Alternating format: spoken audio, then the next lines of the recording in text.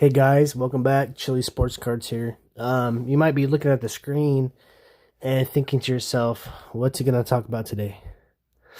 What is Chili Sports Cards gonna talk about today? Well, I'm gonna talk to you guys about something that I've been wanting to talk to you guys for a while about. I'm gonna be talking about the company Topps, and I'm also gonna be talking about MLB, and I'm also gonna probably talk about Beckett a little bit, as in the price guide and the grading company. I'm going to tell you about what I think about what's going on with baseball cards today. I'm going to try to get you guys to understand some issues, and I want you guys to try to see it in my eyes, so that way maybe it opens up your guys' eyes and, possibly does some good things for the hobby. I don't have a very big following here on YouTube. My channel isn't very large. I wish that guys that had bigger channels would make videos that were more like mine, or at least talked about some of the things that I talk about, because I don't really see a whole lot of it. And it kind of bothers me because I collected cards during this era right here. And you're looking at a card right here that is complete garbage compared to these cards. This is just complete garbage, okay?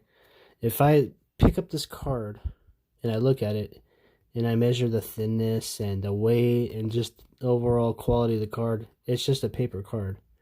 Compared to these cards, I mean, really, that card is really garbage. Do, customers and people that buy baseball cards not care about quality anymore? There's a popular YouTuber out there, his name is Jab's Family. I talked about him before in lots of videos. He was opening up, I think one of the newest Topps products. I think it was either Inception or Heritage, and almost every single autograph card that he got that he pulled was like severely damaged on the back, in the middle of the card down here. I don't know exactly which video it is. I'm not gonna paste any links. I'm not very internet savvy. I don't know how to, do editing and all that crap. I just know how to turn my phone on and talk and show you guys what I show you guys. So hopefully that doesn't bother you guys, and you guys want to hear me talk and listen to what I have to say and so forth. So let's talk about Topps. Let's talk about things that I like about Topps. Well, first of all, I like baseball cards, and Topps has the only real authentic MLB license to make cards that have uniforms and the MLB logo on the back. So you can see that it has Blue Jays, and it has this little MLB logo and the Players Association logo right there also. And that's cool that they're the only ones that have that, I guess. Well, actually, it's not cool at all, actually, but we'll talk about that in a little while. We're going to just talk about what I like about Topps. So I like the fact that at least somebody has the licensing. I think it costs about $15 million a year now, roughly. I found that on a website, and I'll show you guys that too. I have my phone ready to pull up that information. But also, just because Topps decided they were going to offer it to MLB doesn't mean that MLB had to go for it. So it's not just Topps, it's MLB also, because MLB is the ones that granted Topps the only exclusive rights to the MLB logo and the teams on their cards. So it's not just Topps, it's MLB also. So going back to things that I like about Topps, my favorite card as far as like base set was made in 1998. And we're not talking about Topps Series 1, but we're talking about the card right in the middle, the Topps Gold label. If you guys can just take a look at that card, I'm going to go ahead and unsleeve it and just put it real close to the camera. Keep in mind that this card was made in 1998. This set was made in 1998. This is a base set, a base card, Topps card from 1998, okay? Can you guys see how it refracts? And just the simple, classy, elegant, beautifulness of this card. This is 1998, guys. This is before there was even such thing as eBay. This is before a lot of things. Amazon, I mean, you name it, okay? They were making baseball cards that looked like this in 1998. And it wasn't even like a super more expensive box or anything like that. Well, I'd say back in the day, it was like maybe a $70 or $80 box. And maybe the regular Tops stuff was like $30 or something like that. So it was a a premium item back in the day. But we're in the year 2020 now. And this is what Topps is making as their Series 1 cards. Or updated or Series 2 cards. Just this thin, frail piece of garbage. Now, I'm okay with that. Here's the thickness difference in the cards. Maybe not too super, much of a big deal here on camera, but when you're holding these cards and you're feeling these cards and you're really checking them out, you can see a huge difference. This is really good quality, and this is like, it's fine. That's all it is. It's just fine. But anyway, there's nothing wrong with a paper card like that. And there isn't, because you know what? I think that it has its place. It's a baseball card. It's simple. It's cheap. It's cheap for them to make. And at the end of the day, I think that we need a card like that. Topps makes a lot of different products. Topps has more than... I mean, they have a lot of different releases. The tributes, the diamond icons, the Inception, you name it. They have all kinds of higher grade, middle grade, and low grade stuff. The thing that bothers me the most is I just feel like Topps should care about their product more. They should want to make better stuff. I don't think that they should say, oh, this is where we're coming out this year. At the same time, I can understand it. So anyway, and that's one of the things that I like about Topps also, is that I really truly feel like they make a product for everybody. Some people are like really into art, so the museum collection really, stands out to them. They really like that stuff. I think I have a museum card laying around here somewhere. I'm not sure if I can find it real quick. Oh, this is the gallery, okay? So it kind of looks like a painting, you know what I'm saying? That's just an example. I mean, of course, they make like the Topps Chrome. And, they make Bowman. So, you got the Bowman Platinum. And they have all kinds of different sets and stuff that comes out in expensive stuff. And even better versions of like the better stuff. Like the Topps Chrome has a Topps Chrome Sapphire, Now, they're making all these different releases because they have to pay a certain amount for this licensing. It's expensive. And that's why they make all these different things. Plus, they're the only ones that makes them. So why not? You can come out with different stuff during the year, all throughout the year. But yeah, it just kind of bothers me to think that, in 1998 they can make a card like this and it's 2020 and this is what you get, I think it's crap. That's just my opinion. And this whole video is just my opinion. Some of the stuff that I talk about are going to be facts, and, that's not opinion. But when I talk about my personal taste and what I like, you might like that, Okay, that's cool, I guess. You can like what you want to like, but, this is a 1993 SP card. This had the big Derek Jeter in it. If you looked at a 1993 Topps card and you look at this 1993 SP card, you're going to notice a big difference. This has a really nice picture on the back. It's got the hologram, it's got the foil on the front. It's it's probably not much thicker, if any thicker, but it's just it's nicer on the eye. Then in 1993, they came out with Flair. Flair was one of my favorite cards. It was really thick. I felt like it was built well. It was sturdy. If you're going to buy stuff, cards, anything in general, anything in life, you're not going to want to buy the cheap crap, right? You're going to want to buy something that's nice and that lasts, and something that you can look at and be happy about and be proud of, right? This is artwork. Baseball cards are basically artwork in the form of sports and on a little card for you to look at. That's what these are. They're nothing more than that, There's a market for them, and they're worth money, and you can hold on to them and make money on them sometimes, and sometimes you can't, just depending on the player and the set, and lots of things like that. But however, that was a 1993 card. Even going back to 1993 compared to that, I mean, it's garbage. You know what I'm saying? That was Flair's basic set. This is like a 1997 Flair card, and I'm gonna predict something to you guys right now. If anybody is, a loyal fan or a subscriber to my channel, the Kobe Bryant Flair Showcase rookie cards. Do you see how well these are made? Do you see how much the Topps Chrome cards are selling for? These cards are so much better. They're so much more beautiful to look at. How it has the two pictures and one's in the background like that. This would be the same type of set that Kobe Bryant's rookie card was in. It's Flair 96, 97. Those cards are super cheap compared to the Topps Chrome or the Topps Chrome Refractor. So you guys might want to invest some money in a Kobe Bryant 96, 97 card. I just think they're so much better looking than the other stuff, you know. So my favorite base set that ever came out was the Topps Gold Label, and then the Flair cards, and then this 1995 Emotion. I really liked the way that this card looked. It was nice card stock. It was thicker, better built. The gloss on it was decent. Really good quality pictures. I mean, look how close up he is.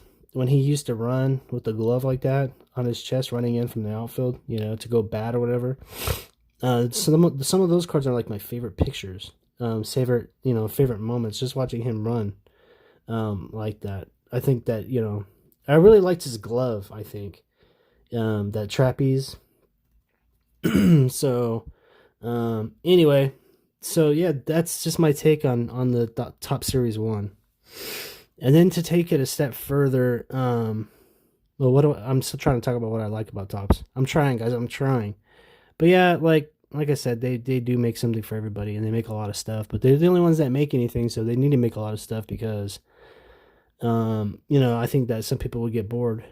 And some people, at least they try to make, a variety of different stuff is what I'm saying. That's good. So I don't know if I have anything else to say about Topps that I can say that I like, really. I like the fact that they've been around for a long time, since 1951. Their actual first set was in 52. I like the fact that, you can count on them to make cards. I don't know if they're still making cards right now with the pandemic that we're in. I'm just not sure about that, but I think they might have put a halt to some of the productions, like Topps Update. I don't know if they're going to do that because there's not going to be an updated version of anything if there's no baseball. So there's going to be a lot of adjusting and things that Topps has to do this year. Maybe do different things. Going back to 1997, Topps made a really, really awesome card. It was called a Screenplay. It was a bigger card, and if you moved it, you could actually see the player that the card was on. You could see them either bat or throw or do something, and I thought those cards were really cool. I thought that they were going to keep making those cards, and unfortunately they didn't. But that was something that was different. I think Sportflix had something like that from 1980s or whatever. Excuse me. But yeah, I wish they would have quit. Kept on making those. But going back to this time, I guess I'm done talking about what I like about Topps because I can't think of anything else. Going back to this time, Upper Deck was the first company to come out with the foil and the hologram. It has that little thing on the bottom right, the hologram. That was all Upper Deck. Upper Deck was the first one to have the on-card auto with Mickey Mantle and Ken Griffey Jr. They were the first ones to put pieces of jersey in the cards in 1997. They did a lot of things first before Topps. And Topps always, states that they're innovative and this and that. Well, they weren't back in the day. So, whatever, But, Topps Gold Label, my favorite card of all time. And they still can't even make anything to me that compares to it. Anyway, so stuff that I don't like about Topps now. One of the things that I do not like about Topps right now at all is the fact that they feel like they could just do whatever they want. When it comes to this short print stuff, a lot of people are buying into the short print stuff. And if you guys don't know what I'm talking about, there's a really, really popular card on the market right now. The player is Ronald Acuna Jr., and he has a rookie card from 2018 Top Series 2. And the card looks just like these cards, just a basic, type of card, nothing special, just for fun, I'm going to go ahead and flip through some of these cards on camera. Wow, this is really nice stuff, man. Oh, how wonderful. Beautiful, man. Oh, great, Let's go to something like this now. The small stack that I had. Ooh, wow. Wow. Oh, okay. You guys see a difference in the quality of the card? Just from that little short clip? All right, so go back to the Acuna Jr. card, okay? I'm going to show you guys a picture of what it looks like. Let me get my phone out here. And let's do this. You know what? Let's talk about the MLB license, because I have it up on my phone right now first. So we're going to talk about that first. This is something that came out 2 years ago. And it's on a Sports Collector Daily website. And it says, Topps. MLB extend exclusive license through 2025. A partnership that launched when blah, blah, blah was still approving. Yeah, blah, blah. Okay, whatever. Okay, we'll continue for the last seven more years. Major League Baseball and the Topps Company announced what most had expected: an extension of their exclusive global partnership for MLB licensed trading cards. The new deal will run through 2025. There was no word on the fee Topps will pay MLB to keep this license. Topps has been inducing blah, blah, blah. And it says right here, MLB granted Topps an exclusive license in 2009, shutting out competitors like Upper Deck and Panini America and Leaf and Pinnacle and Score and everybody else. Okay. In 2013, that agreement was extended through 2020, and now it's 2025. So, it clearly states there that obviously, it wasn't just Topps. Topps didn't buy out Panini or Donruss or whatever. MLB pretty much said, okay. And there's nothing, if Pinnacle and Score and anybody else, Leaf, they still, I think Leaf and Panini, Donruss still make cards, but they're just airbrushed, okay? The team logos and the MLB thing is on the back. It's not really the end of the world, but that's all we have to choose from now. We used to have a lot more, and it's kind of a sad thing, And, NBA and NFL, they have their exclusive Panini contract. So it's not anything that's necessarily bad for Topps to do. If Topps had to only pick one for some strange reason, whatever this reason is, I'm not even too sure exactly what's going on with these, exclusive licenses, but if Topps had to pick only one sport, I'm glad they picked baseball, because that's what I like and that's what I collect. I'm not necessarily the biggest Topps fan, but I can't say I blame them for choosing Topps or baseball, because they've been involved with baseball for forever. Let's go ahead and scroll down a little bit. I'm reading things that are important. Okay, so let's go out of there. I want to read nice facts is what I'm trying to look for. Okay. Let's see what this has to say. I read somewhere, that the licensing cost them about $15 million. So basically, they need a profit over $15 million a year just to pay for that. Not let alone actually buying the card stock and paying their employees and then paying the middleman to deliver them and you name it, etc. They have a lot of expenses, right? So they got to at least make a lot more than $15 million in order to keep rolling. Okay, here's where it says right here. The NFL license back in 1991 was a reasonable $200,000 per year, but in 2017 the price had inflated to an estimated $15 million. That's for football. Keep in mind football only has a certain amount of games, etc., etc. So baseball, I don't know how much it would cost for baseball. Baseball is probably a lot more expensive, if you ask me. So, you know, Topps is paying a lot of money for this stuff.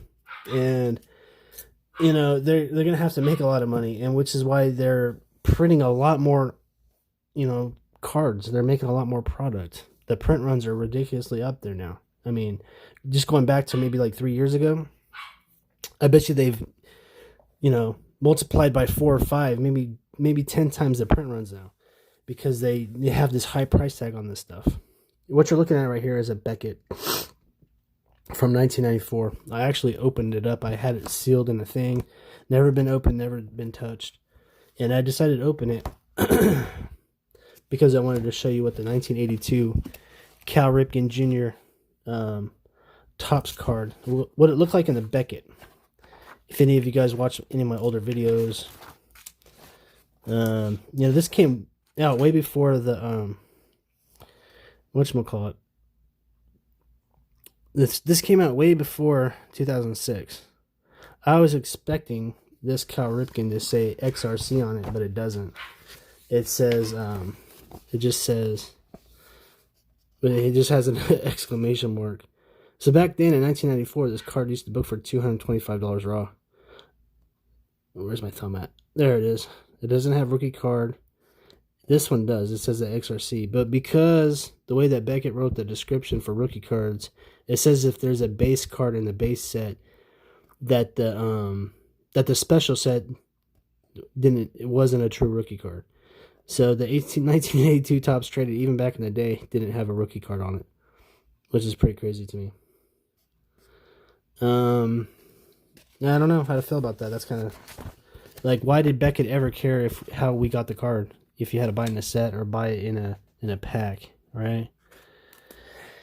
So I guess I'm done with this Beckett for the most part. I might look through there later just to get some nostalgia and stuff like that. But I'm trying to get back to topic here. Talk about Topps and MLB license. Yeah, so the print runs are up. They're up by a good amount. I was talking about that Ronald Acuna Jr. card, and I'm going to show you guys what that looks like. So we kind of went over the licensing. We kind of, you know, figured out that it's not just Topps, that it's that it's also MLB, right? So it's not all Topps. We need to find the eBay app here. Where's the eBay app? Chili Sports Cards. Okay, so we're on eBay. This is like the biggest market, you know. This is what we have now for baseball cards. It's really sad, but yeah, that's just the way it is. There's just not that many card shops out there anymore, and with all the online stuff and the box breakers, they're buying a huge amount of the product and leaving the shops with almost next to nothing. Close to 90% of the stuff of the product that's being bought out there is being bought by the box breakers. So, you know, that's a huge problem. Anyway, so let's go ahead and look at this bat down card. Okay, Ronald Acuna bat down. It should pop up just with that because of it's so popular. It's such a big card right now. See some of the amounts. This is just a regular Topps paper card. It's not autographed. You know, there's no big deal. And do you see that picture in this picture? Let me go back. That picture and that picture, it's the same picture, guys. It's the same exact picture, except for this card has the holiday snowflakes and stuff on it because it's a different set. It's not the same set as Topps Series 2. It's a totally different set. But how big of a slap in the face is that? Do you guys even use any kind of common sense at all? That what sets this card apart from the other one is that it's got that picture on it. And the very back of the card, the only thing that's different is the stupid code right here. 49. Do you guys see that? This is the bat down card. It has a 49 code. Okay? Besides the picture on the front and that thing on the very bottom, the code that says 49, let's go back and look at a regular Ronald Acuna 2018. 2018 bat up.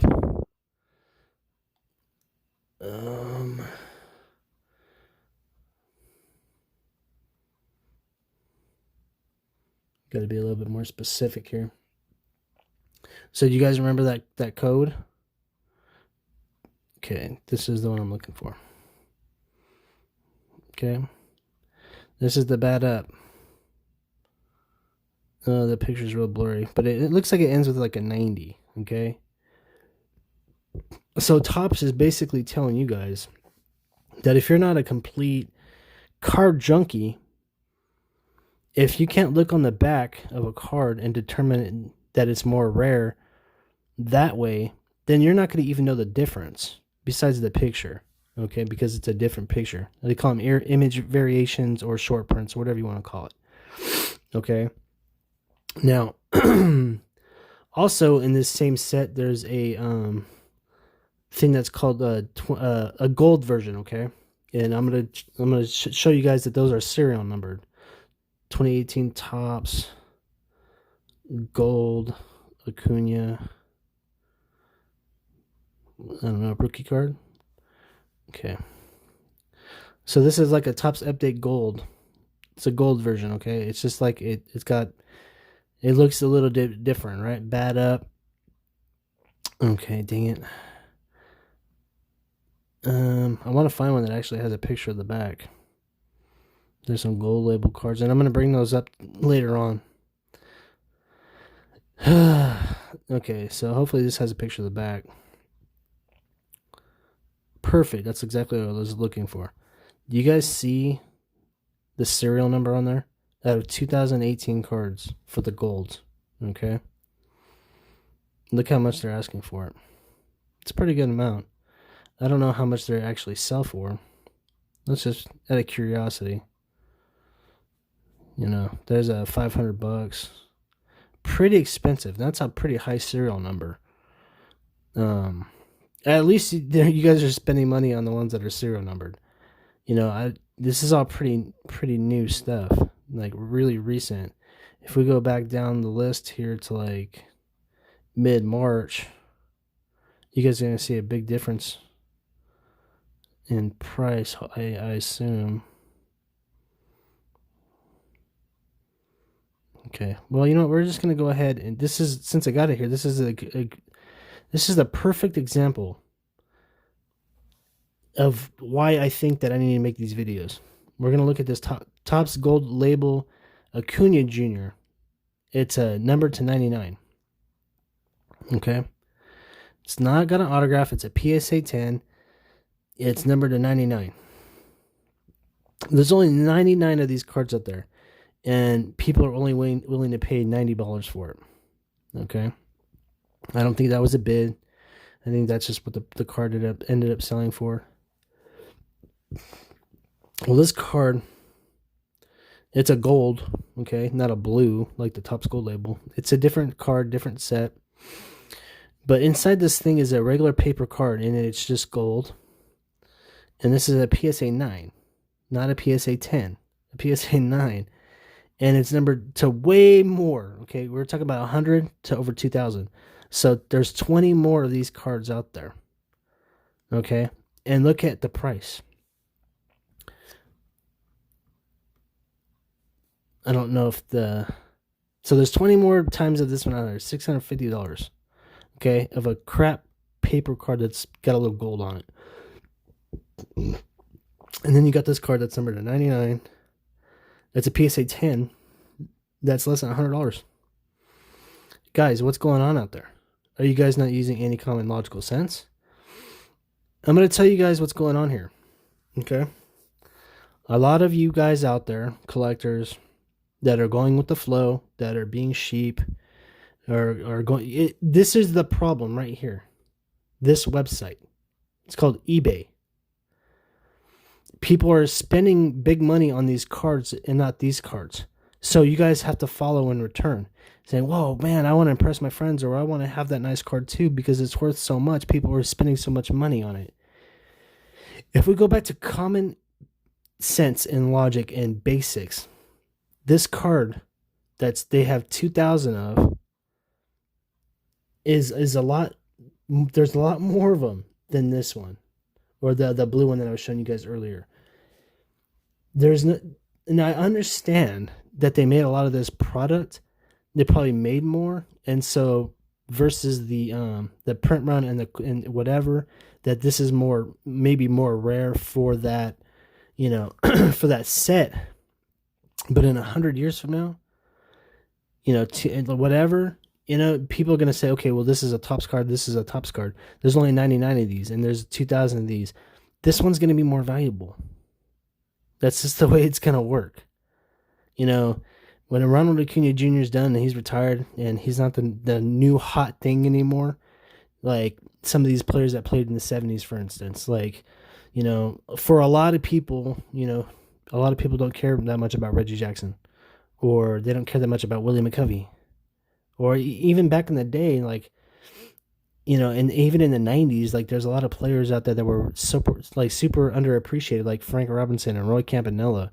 Roy Campanella was overlooked because he had Jackie Robinson, and Frank Robinson had Hank Aaron and Willie Mays.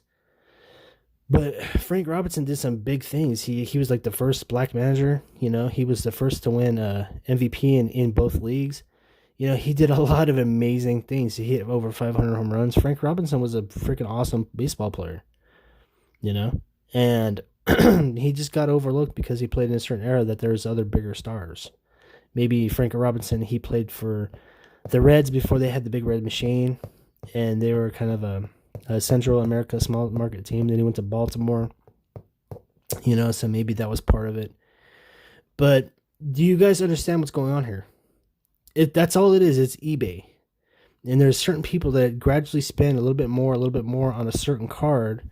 They drive the price up, making you guys feel like you have to spend these high prices on these cards that are not even more rare.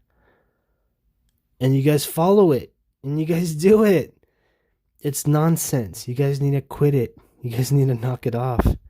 And I'm talking to the people that are doing that too, because at the end of the day, the card's a lot junkier. Like that Topps Gold label, we're looking at this different type of quality stuff here, guys.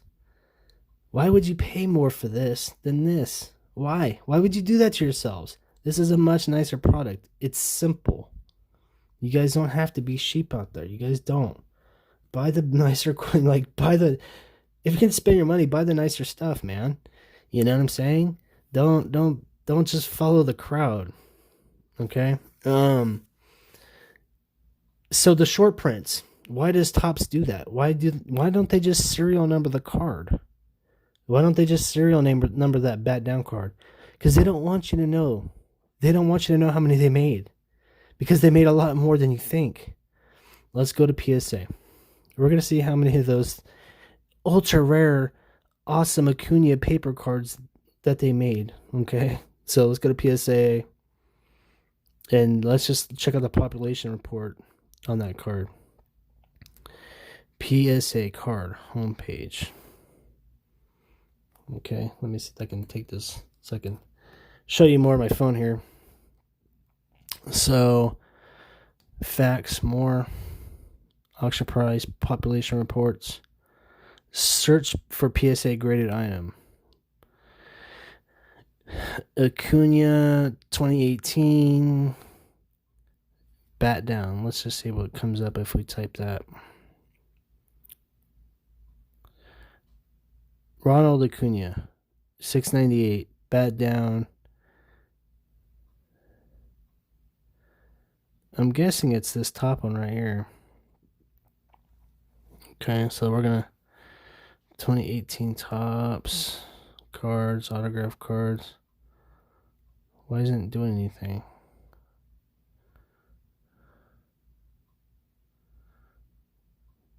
It's like my internet's acting slow. Okay.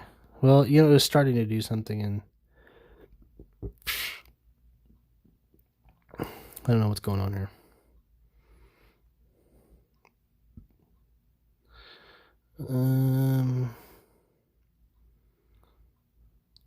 PSA. I chose PSA because PSA grades the most cards, and they have the highest population. Okay, so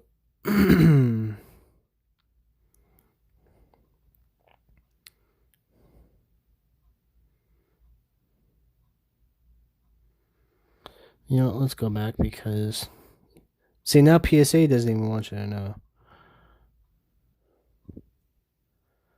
Sorry for the delay here, guys, but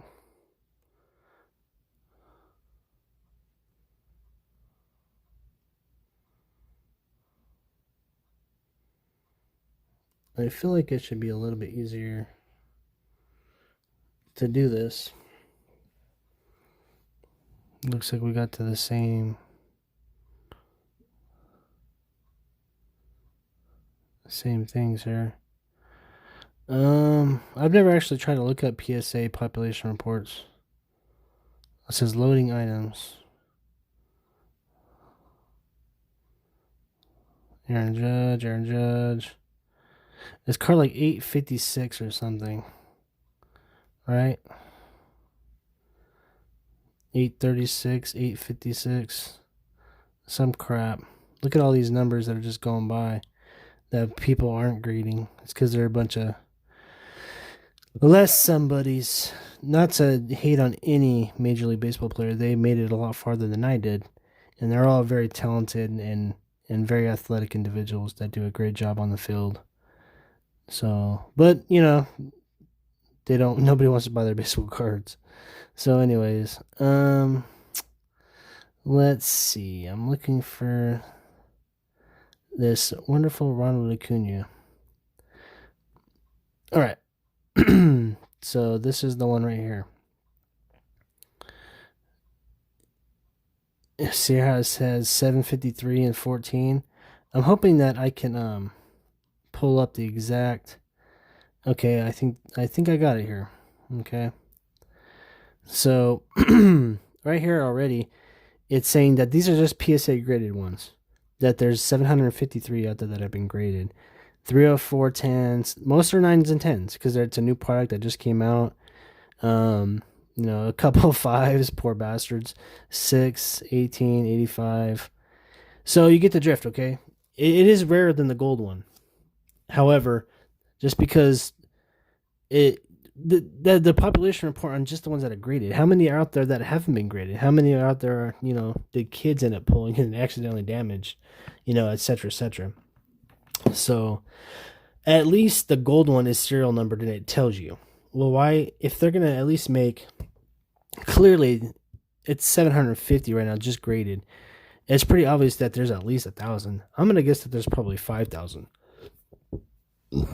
So, but why not just serial number to 5,000? Why leave it to somebody like me or you to use your common sense and to think to yourself, okay, well, how many of these cards did they make?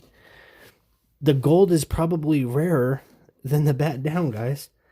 And, you know, obviously right now the gold has caught up in price, but it wasn't like that not that long ago.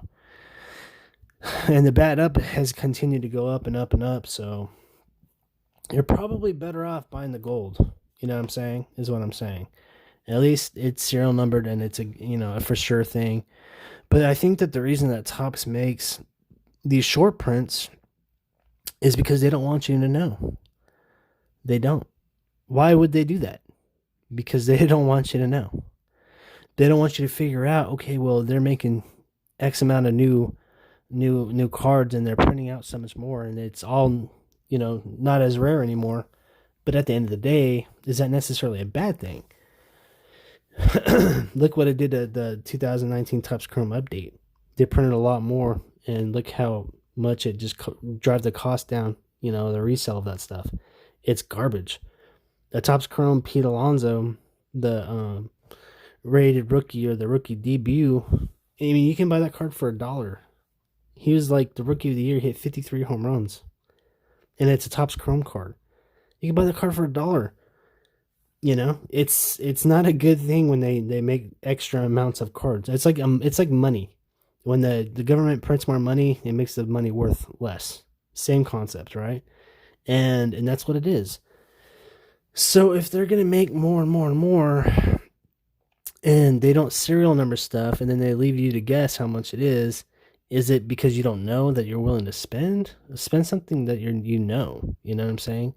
Make Topps, you know, serial number their cards, guys.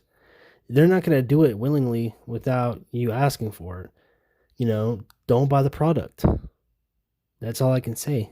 express your concerns. And if you like the short print stuff, then that's okay too, because you can like whatever you like. This is all my opinion, but I'm just trying to tell you guys how to think. If you want to be a baseball card junkie and open packs and have to look at the bottom of the code on the card, every single card, knock yourself out, man. But you know what? It's a lot easier just to see a dang serial number on the thing, isn't it? And isn't it easier just to trust the fact that Topps is being honest with you and that they put a serial number on it? I would want honesty. You know what I'm saying? Like, why not? What's the big deal? If it's going to be something that's rare and less, then put a serial number on it. It doesn't matter what the amount is. It's the truth. You know what I mean? Don't steer away from the truth. Don't be mysterious. People don't trust the government because people have all kinds of weird ideas about the government. But it's the same thing. Is that what the hobby is coming to? That we can't trust Topps, the one company that makes baseball cards for us? We have to think the worst of them, or we have to not trust them. You see where I'm coming from, guys? It's like they're making the wrong decisions with all, they're just doing the wrong things. It's 2020. Make a nicer card. Don't be dishonest. Let us know what the print runs are. Serial number the rare cards. It's not hard. It's pretty easy. You know what I'm saying?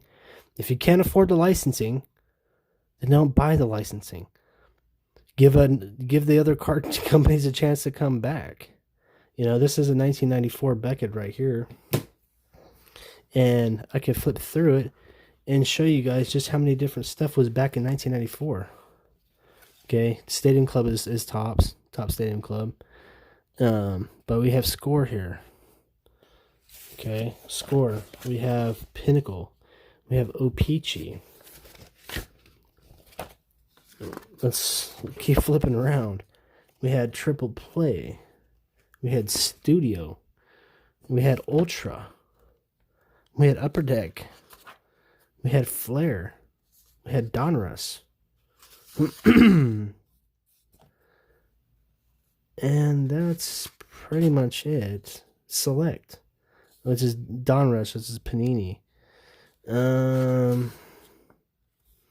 Going into a different Beckett,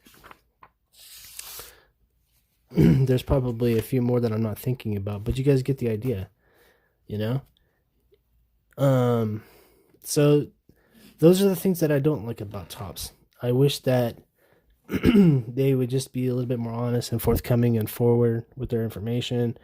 And I feel like they don't work enough with Beckett. I'm going to be just flat out honest, and if you've watched any of my other videos before, you already know that I've gone off on Beckett. I had a big rant video about it. The problem with eBay today, and why these investors and why these prices are going up on cards that aren't worth what they should be, is because Beckett has been doing a very, very, very, very, very lousy job with their price guide for a long time. I'm not even sure when it started, but not even the rookie cards. One of the biggest things in the hobby, excuse me, Beckett, the price guide, are the company that actually are responsible for writing what the true definition of a rookie card is. It was Beckett. It was nobody else. So these card makers, Topps, Panini, all these people, they're trying to make rookie cards that fall into the guidelines of what Beckett says. And they even put the new rookie card logos on the cards. Well, in several instances, in one of the other videos that I talked about, you can flip through one of the newer Becketts. Okay, one of these newer Becketts. There's lots of different occasions where there's rookie cards that should be listed as rookie cards, but they're not. Okay, they don't do a very good job with the price guide, guys. Hopefully I'm still on eBay. I want to show you guys something because it was something that I talked about in one of my last videos. Okay, here we go. This is gonna blow your mind. Okay. dang it. We're going to be looking at something. It's a set 2006 Flair Hot Gloves. It's an insert card from a Flair. This is right around the time where they started putting the rookie card logos on the cards. All right, same year, 2006. Obviously, I'm not looking at rookie cards because this is a rare insert. They only made 150 of these. And Flair dropped the ball by not putting that serial number on these cards also. But we're going to see what kind of cards have sold recently. It's a rare set, so there's not a lot of cards that have sold recently. Check out this card right here. That's the Griffey, and this is the Derek Jeter in a PSA 10. This one was bidded on. When something's bid on, especially by one of these high volume sellers that showcase their card and everything, Probstein, that's the true market value best represented in today. You know, you've got 210 and 27. Those are the dates of these the sales on these cards. The Griffey ungraded, raw, could have a huge crease in it. You just don't know. Right? I mean, you can assume that it's good, and you can zoom in and take a good look at it, but it's in two sets of plastics and everything. You can't see nothing really that great.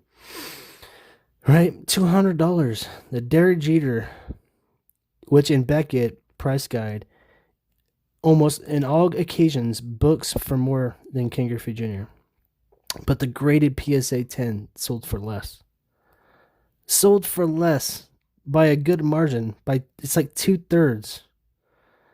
You know, if you take 200 divided by 50, you get 8, right? Well, you know, that would be like 6/8, which is like 3/4. Okay, so like 3/4 the price. So everywhere that Beckett has Derek Jeter booking for more than Ken Griffey Jr., you know, I can go on and on. I can look at stuff all day on eBay, and I've looked at a lot of different stuff. And Derek Jeter always books for more. And I could go ahead and show you guys that, but it's irrelevant. All I'm going to say is that it's not accurate. But at least in the bracket price guide, I have Derek Jeter and Griffey on top. There's instances in this, you know, Beckett, many different cards where, like, you know, I don't know, Mark McGwire books more than Ken Griffey Jr. And it's a shame because this is a price guide that we're supposed to have for us to use, so that way we, you know, as customers, as shoppers, as card purchasers, don't get ripped off. You know, this pretty much tells us what we should expect to pay for a card, and it's way off. This whole entire Beckett needs to be like totally gone through.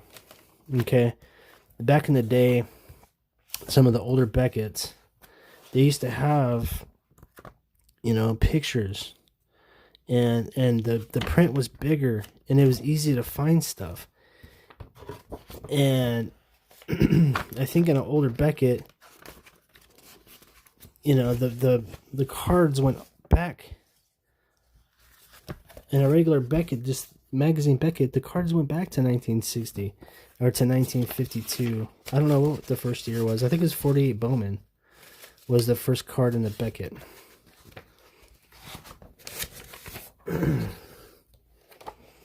So this is the 1994 Beckett, and it went all the way back to 1948. Somewhere along the line, Beckett decided that they needed to just come out with a separate vintage price guide. Okay, I had to get this separately from this one. This is almost a new Beckett. It came out at the end of the year. That actually says January 2020 right there. So they got two different Becketts now. And if you go through it, there's price guide for like 5 pages. And they actually have football and maybe basketball in it too. I don't know if there is vintage basketball cards.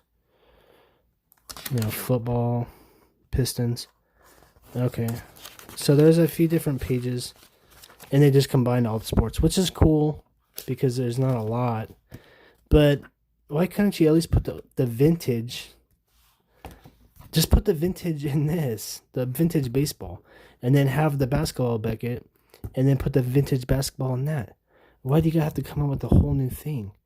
You're paying Beckett's paying extra money to have a new, different thing, a different magazine, and they don't sell a lot of these, so I don't even know why they're doing it. I bet you Beckett sells very, very few of these vintage things. You know what I'm saying? So to me, there's probably no profit or no good reason for them to do it. Just put the vintage stuff in the, you don't have to do this. But Beckett controls what they want to call or what they want to be a rookie card. And that's a problem because the price guides don't hold any water. People are going to pay what they are going to pay for. Regardless, the fact that the 82 Topps traded Ripken card, the fact that it doesn't say a rookie card doesn't matter because ultimately that still outsells the 82 basic version anyways, right? But it does matter with the newer cards a little bit more because, the newer cards, they're newer cards and we don't know what to think. We don't know, if something's going to be considered a true rookie card or not.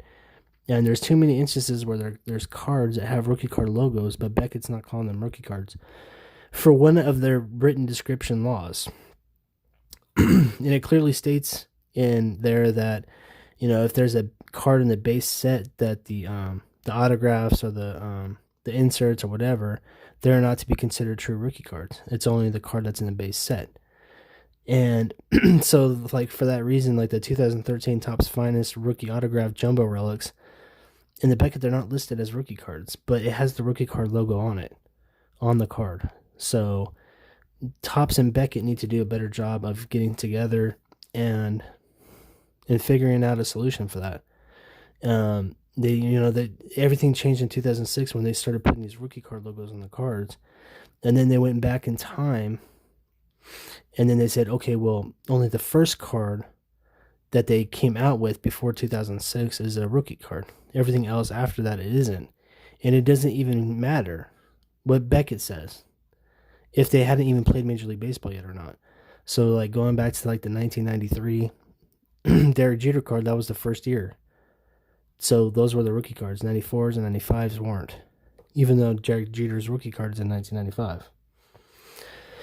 So, even though,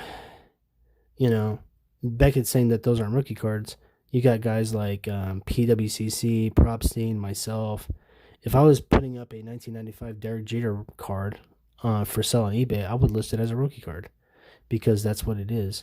If you're going to say the eras are different and then you're going to call these new cards, if it's not their rookie card yet or their rookie year yet, you're going to call them prospects or pre-rookies, then just go back and call them that from before 2006 also.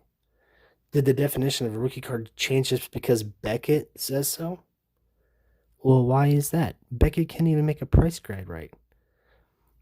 Beckett sucks balls, guys. Beckett needs to hold water. They need to fix their price guides because we don't have any other tool besides eBay. And eBay is a bad, bad tool because what happens on eBay is it's worldwide, for one. And for two, the cards, anybody can pay whatever they want for them. If somebody really wants something and they're going to pay a lot for it, and then you got the next guy and the next guy and the next guy, it's going to drive the price up and everybody's going to see, oh, these cards have been selling for this amount of money. My name is Investor Collector, and I'm going to make these sweet little graphs and have a whole bunch of subscribers and show everybody that they need to pay $800 for a Zion rookie card. It's bullcrap. Basketball is way out of control. Way out of control. It's really bad. And baseball hasn't got that bad yet, but I see like these bat down cards, and it's starting to get there. It's coming. And that's why I'm making these videos, because you guys need to open your eyes.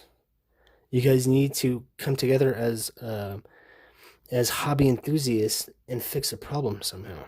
You guys need to reach out to Beckett. You need to reach out to MLB. You need to reach out to Topps. And you need to tell them that they need to get on board, on track, and communicate with each other and fix some of these issues. And don't overpay for cards. At least until you know what you're getting. With like this bet down stuff, you don't even know how many copies are out there. I'm sure that some genius, mathematician has figured it out by opening cases and figuring out how many cases are out there and this and that, but Tops doesn't let you know that information. They don't want you to know that information. Don't buy into it, guys. You know what I'm saying? So just open your eyes, is all I'm saying. Everything that I've told you is nearly 100% accurate. You guys need to think about what you're doing, because what you're going to do is you're going to dig a grave for your own hobby, something that we all like and love and care about. You guys are digging your own graves in it. If you guys just let it keep going and going and going, one day it might not be there at all. They might not make cards anymore because everybody's ruined it. Either it's the con artists on eBay selling cards for way more than what they're worth, or it's just people getting tired of it and getting out of the hobby. Lack of interest. People aren't spending on it anymore because you guys are making it too hard for people to understand. People don't want to look at a card and read the fine print on the bottom just to figure out if it's more rare. Put a serial number on it. It's not hard. You know what I'm saying? It's like, there was nothing wrong with serial numbers before. I remember in the mid-90s when a card was serial numbered to 10,000, it was still considered a really rare, cool card. Well, now it's something serial numbered to 10,000, and you're like, what? Is this a joke? Who cares? Give me the ones that are numbered to 50 or 25 or 5. Those are what we want. If it's not that, it's worth $20. Well, think about how many cards are out there. Think about how many cards they're making. Think about how many people like them and spend money on them. 10,000 isn't a lot, guys. 10,000 is a pretty small amount. 10,000, just think about all the major cities that are in the country. And then think about all the people that that like to play sports, or that are into sports, that like to go to sports games, or like to buy cards. And then you think about all the different area numbers and phone numbers and everything. There's so many people in the country, and 10,000 isn't a lot. If they only made 10,000 Ken Griffey Jr. Upper Deck rookie cards, that card would be way more valuable than it is. But they made almost 1 million of them.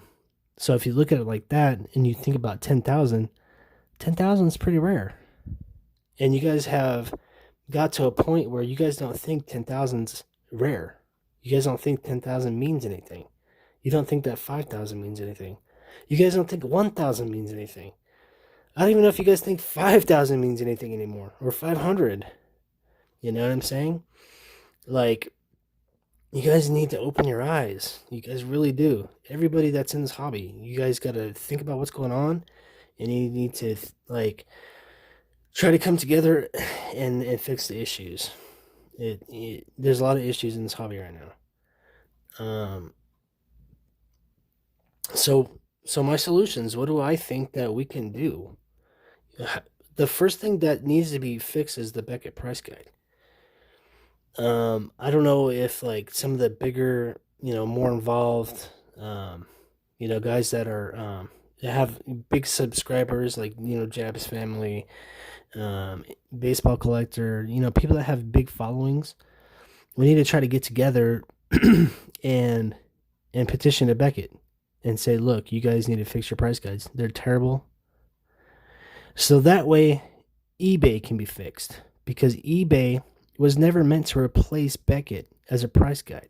That was never supposed to happen. eBay was like this thing that came out, part of the internet, and it was like, to me, it was like this really cool, awesome tool. It was like, wow, you can shop online for baseball cards, and if you can't find it in the card shop or in a pack yourself or at a card show, you can find it on eBay. And that was cool. It was a good thing. Isn't that a good thing? Like when eBay first came out, wow, awesome. But it was never meant to replace a price guide. It was never meant to, close down shops. It was just a tool, and it was an easy tool where you can sit on your butt at home and buy the cards that you want. There's nothing wrong with having both, but keep in mind, eBay was not intended to replace the price guide.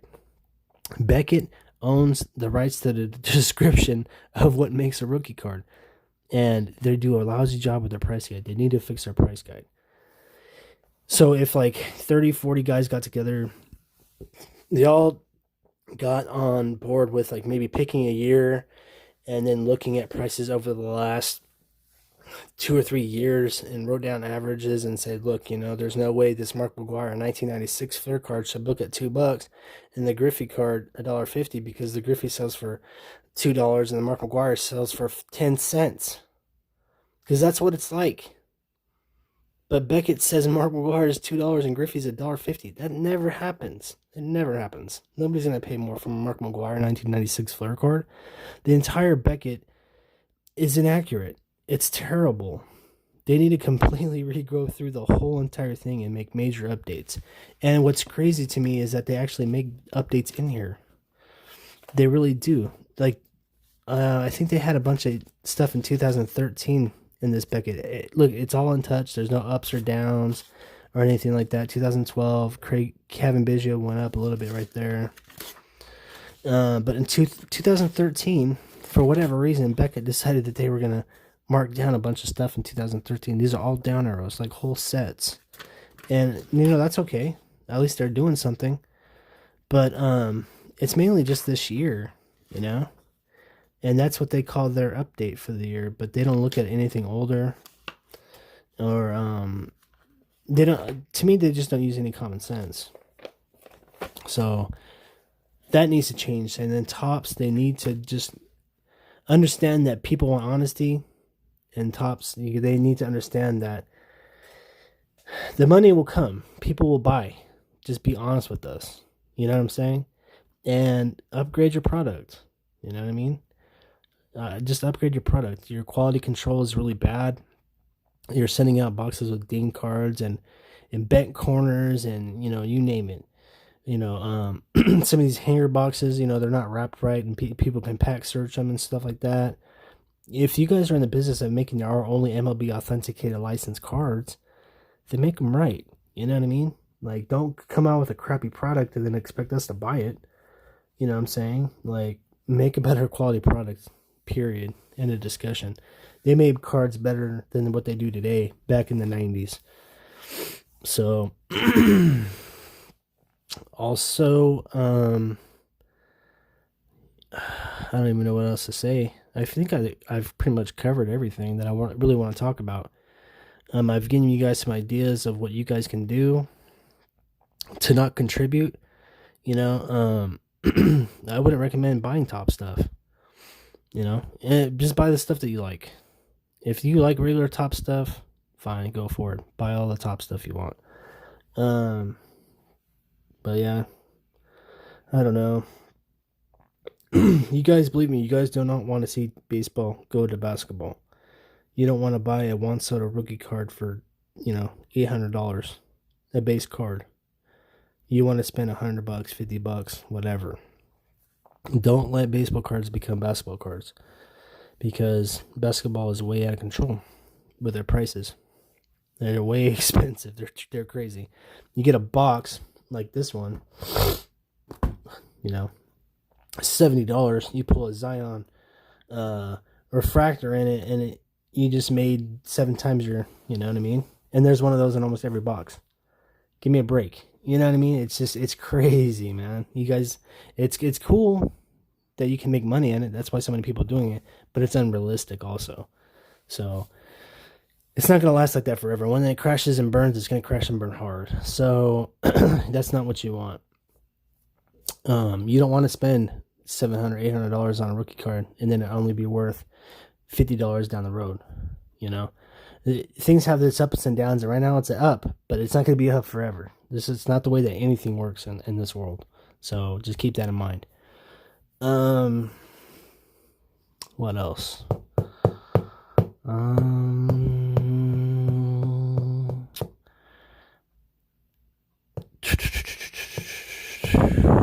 So how's everybody doing? Everybody doing good?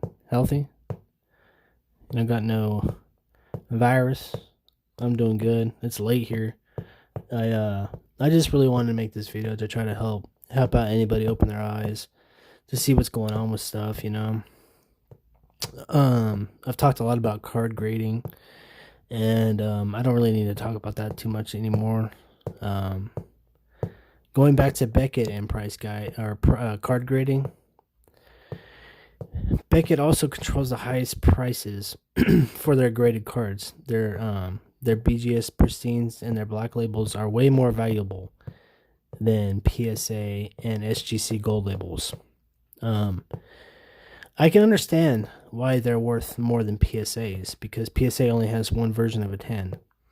And I think that everybody knows that Beckett grading is a little bit tougher. I think that the cases are better built, and the subgrades are a huge thing.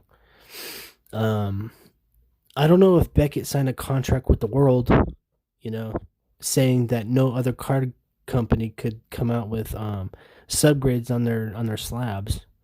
I don't know why Beckett is the only one that's doing that, because if all card companies are grading cards based on the four criterias, of corners, edges, surface, and centering, because that's really all there is to a card. Like, you can't come up with anything else. You can come up with like a refractor glare or something, or maybe, I don't know, a weight, but I'm sure that they weigh them anyways when they grade them. And you're not going to have 6 subgrades, are you? I mean, I guess you could, but there's nothing really else to cover on a card. And what you're doing is you're looking for damage and how well the card was, supposed to be cut to factory when a card has, borders and stuff like that. So Beckett does a good job because they have those, the subgrades, but they don't own the rights to subgrades. PSA and SGC and anybody else that grades cards, maybe you ought to look into doing that. Maybe you ought to say, wow, man, the customers really like that. Maybe I should start doing that on my company, It's a really helpful tool, It's something that anybody that sends cards in to get graded, they like it because, they had a certain grade in mind when they sent it, even not knowing it sometimes. And when it comes back, they know if they can dispute it or resend it or maybe send it to a different company or whatever, you know what I'm saying? So the subgrades are very, very useful. It tells you where the card's flawed at and where it has damage or whatever. And I don't understand why PSA or SGC doesn't do the subgrades, but, unfortunately, that's just what it is right now. But Beckett, their prices on their grading is so expensive if you pay for the subgrades. If you don't, it's pretty similar to PSA and SGC, but the real reason that everybody likes Beckett is because it has the subgrades, and you pay double for that. So, to me, it's just kind of funny that Beckett can do such a crappy job on their price guides, but do such a great job on their grading. To me, that makes no sense. I think that Beckett, in order for people to actually get business from their card grading, maybe they should make a demand. Maybe we should all come together and say, we're not going to send cards to Beckett until they fix their price guide. That's a great way to get them to fix their price guide, because their price guide is garbage. Their rookie card description is garbage. For baseball, rookie cards are totally different. Okay? And I'll explain it to you like this. And this is just common sense. In football and basketball, there is no such thing as minor leagues. There isn't. Everybody gets drafted from college. Okay? When you're a college player, you're not a professionally signed athlete. You are a student athlete, is what you are. Okay? You can get hurt and not be guaranteed a spot in the lineup or on the team or anything.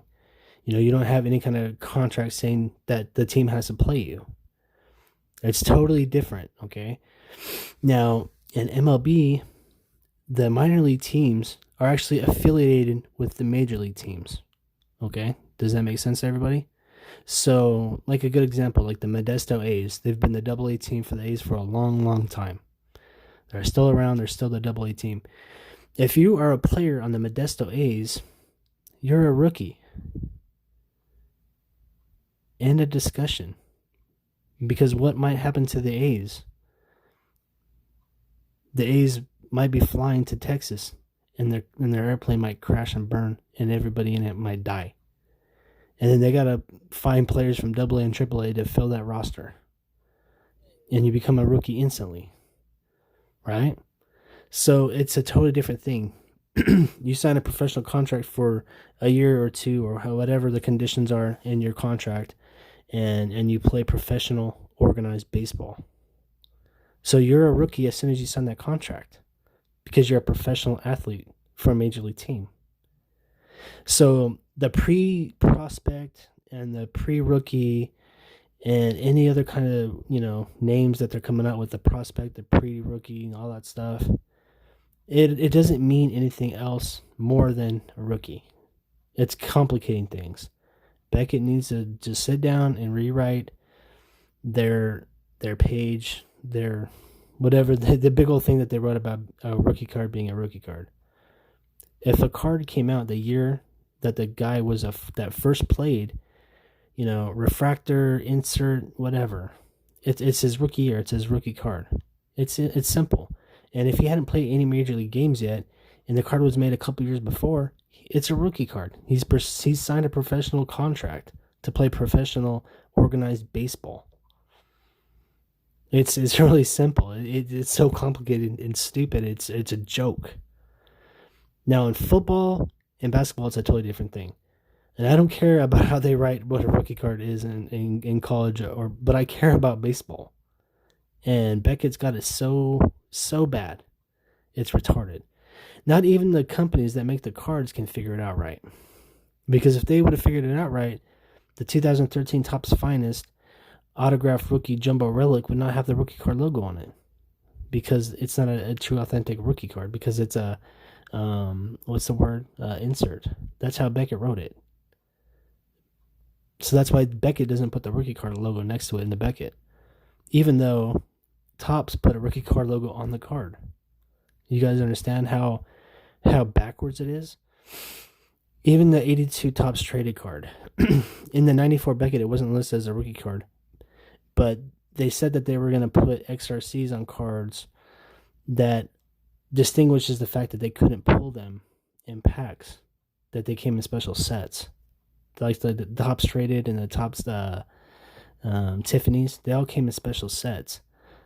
But why does Beckett care if it came in a set or if you could pull it in a pack? What difference does it make to Beckett? It's okay that they designate that there's a difference between it, but it doesn't change the fact that it's a Topps card with major league players, and it's that guy's first season. It's a rookie card. That's it. It's the end of discussion. Why doesn't the Cal Ripken Topps traded card have a rookie card next to it in the Beckett price guide? It's ridiculous, right? So don't overpay for cards, guys. But know what you're buying. Don't be a sheep. Don't fall in line with everybody else that's on eBay that's buying certain cards for certain cards. And a good, for instance, is this card like I pulled today. I was looking at rookie cards that are gold like this that are autographed. There's like a Will Myers, and it's like $50. Well, because it's an off-brand, it doesn't have the logo and stuff on it. Other people can't even sell the card for like $50. Well, it's an autographed gold refractor rookie card, numbered to 25. I'm selling for $200, and if I don't sell for $200, that's my price. That's what I think it's worth. You have to trust your gut and what you believe. If somebody out there paid $600 for Mike Trout, gold, that's not a rookie card, that's non-autographed, don't you think a Manny Machado card should be worth $200? A rookie autograph? I think so. That's how I look at it. But somebody has a Will Myers for sale for like $50. Same card, same set, same number. So, anyways, I guess that's all I have to say. Really, I just want you guys to open your eyes. Think about what you're doing. Think about what your actions are doing and how you're affecting the hobby when you buy cards, when you sell cards. and just don't be a sheep. Think for yourselves. Use common sense. And, stand up for the things that are right. That's why I like SGC. PSA is involved with a lot of scandal. And rightfully so. They got caught. Beckett, is expensive. And they can't even get the price guide right. So that's why I choose SGC. It makes common sense. It's my only option. But the slabs look the nicest. I think they actually do the best work. I think that they're most consistent. They're very reasonable, fair, and that's why I choose SGC. And that's why I started making videos about SGC when I got back into the hobby, because I did my research. I looked into things. I have common sense. It's an easy to figure out that Beckett and PSA are garbage. If I wanted to send cards into PSA right now, even if they're open, and I would have to wait like 5 months to get them back. It's ridiculous, right? Use common sense. Use the best company. Use SGC. Use common sense. Don't buy Topps cards that are short prints. You know what I'm saying? Don't buy those cards. If you buy the packs and you get the card, cool, but don't try to sell it for $100 million just because maybe people are buying it for that much. It's just crazy. Just look out for each other, make good decisions, have fun with the hobby, make good decisions, and do the right thing out there, guys. I guess I'm done. So Chili Sports Card signing off. Peace. Talk to y'all later. Have a good night.